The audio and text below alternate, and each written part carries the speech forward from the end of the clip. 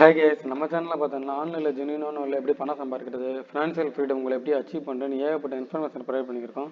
அந்த வருஷத்தில் என்ன வீடியோ போட போகிறோம்னு பார்த்தீங்கன்னா, நிறைய பேர் என்கிட்ட வித்தவுட் மணி, அதாவது என்கிட்ட காசே இல்லை, எப்படி நான் ஒரு ரிச் பீப்புளாக மாறுறது, அந்த மாதிரி நிறைய பேர் டவுட்ஸ் கேட்குறாங்க. ஸோ ஒரு 0 ருப்பியிலேருந்து எப்படி உங்களோட $1,000,000 உங்களை ஏர்ன் பண்ண வைக்கிறது இந்த வீடியோவில் நான் ஒரு ஸ்டோரி ஒன்று படித்தேன். அந்த ஸ்டோரி மூலமாக உங்களுக்கு எக்ஸ்பிளைன் பண்ணலாம்னு நினைக்கிறேன். ஸோ நீங்கள் கண்டிப்பாக ஃபினான்ஸ் அண்ட் இன்வெஸ்ட்மெண்ட் ரிலேட்டடாக நிறைய விஷயங்கள் தெரிஞ்சுக்கணும்னு சொன்னால் கண்டிப்பாக நம்ம சேனல் சப்ஸ்கிரைப் பண்ணிக்கோங்க. வாங்க வீடியோக்குள்ளே போகலாம். இது நான் உங்களுக்கு ஸ்டோரி மூலமாக சொல்ல வைக்கிறேன். அந்த ஸ்டோரி என்னன்னு பார்த்தீங்கன்னா, ஒரு ஃபேமிலி, அந்த ஃபேமிலியில் பார்த்தீங்கன்னா ஒய்ஃபு, ஹஸ்பண்டு, அவங்களுக்கு ஒரு குழந்தை. ஓகேங்களா. இப்போ நம்மளோட ஹீரோ யாருன்னு பார்த்தீங்கன்னா அந்த ஹவுஸ் ஒய்ஃப் தான். ஓகேங்களா. இப்போ அவங்களுக்கு ஒரு பையன் இருக்கான். அந்த பையனுக்கு பார்த்தீங்கன்னா ஜஸ்ட் இப்போ தான் பிறந்திருக்காரு, ஒரு 8 மந்த்து தான் ஆகுது. ஸோ அந்த ஒய்ஃபுக்கு என்னென்னு பார்த்தீங்கன்னா, அவங்களோட ஹஸ்பண்டோட மந்த்லி சேலரி பார்த்தீங்கன்னா ஜஸ்ட்டு 20,000 தான் இருக்குது.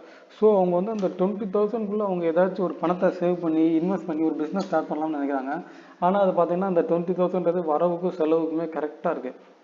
ஸோ இவங்க ஒவ்வொரு மாதமும் யோசிச்சுக்கிட்டே இருக்காங்க என்ன பண்ணுறேன்னு. ஸோ அப்போ தான் அவங்க ஃபைன் பண்ணுறாங்க. அவங்க என்ன பண்ணுறாங்க பார்த்தீங்கன்னா, டெய்லி பார்த்தீங்கன்னா 3 டைம்ஸ் டீ சாப்பிட்றாங்க. மார்னிங் எல்லோரும் சாப்பிட்றோட சொல்லிட்டு இவங்க ஈவினிங் ப்ளஸ் அந்த ஆஃப்டர்நூன் இன்பிட்வீன் கேப்பில் 2 டைம்ஸ் டீ சாப்பிட்றாங்க.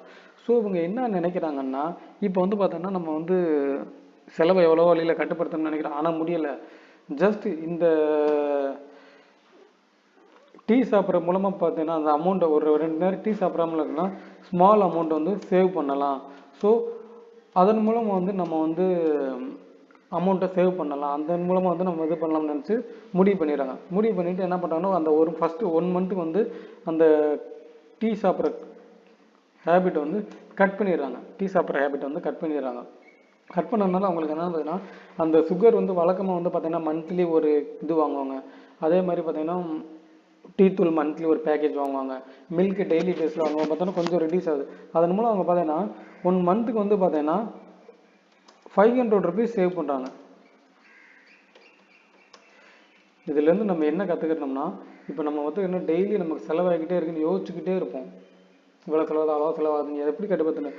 நம்மளுடைய அன்றாட வாழ்க்கையில் நமக்கு எக்ஸ்பென்ஸில் சில விஷயங்களை கட் பண்ணுற மூலமாக நம்மளால் சேவ் பண்ண முடியும். ஓகே, இப்போ நம்ம கதைக்குள்ள வருவோம். இவங்க பார்த்தீங்கன்னா மந்த்லி 500 ருபீஸ் சேவ் பண்ணுறாங்க.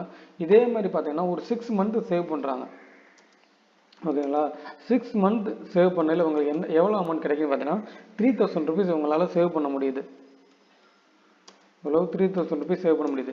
இந்த 3,000 ருபீஸ் வச்சு அவங்க என்ன பண்ணுறாங்கன்னா, அவங்களுக்கு எம்பேடட்னு சொல்லுவாங்க. எம்பேடட்னா என்னென்னா, இந்த துணி டிசைன் பண்ணுறது, துணிக்கு மேலே இந்த ஹார்டின் சிம்பிள் எம்பேடட் பண்ணுறதுல இவங்களுக்கு தெரியும், ஆர்வம் இருக்குது. அதனால் இந்த 3,000 ருபீஸ் அவங்க ஒரு எம்பேடட் மிஷினை வாங்குறாங்க. புரியுதுங்களா. அவங்க இப்போ பார்த்தீங்கன்னா ஹவுஸ் ஒய்ஃபு, குழந்தை இருக்குது, அதனால் எங்கேயுமே போக முடியாது.